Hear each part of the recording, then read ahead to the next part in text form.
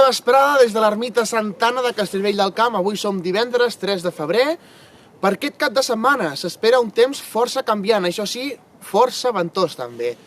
Demà dissabte l'iniciarem amb sol i núvols al matí, que a la tarda podran ser una mica més espesos i en punts de muntanya podrien deixar algun ruixat, sempre parlant del Baix Camp.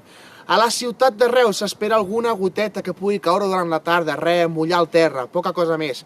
El vent, com deien, demà serà protagonista, començarà a bufar amb ratxes mitjanament fortes, començarà bufant de ponent, de l'oest. De cara a diumenge, al matí, el vent anirà incrementant la seva força, el cel continuarà mig tapat i de cara a la tarda s'espera que el vent incrementi la seva velocitat molt. I és que el vent canviarà de ponent a mestral i la nit de diumenge a dilluns s'esperen que les ratxes de vent siguin fortes, entre els 100 i 120 km per hora. No res, això és tot, que tingueu un molt bon cap de setmana.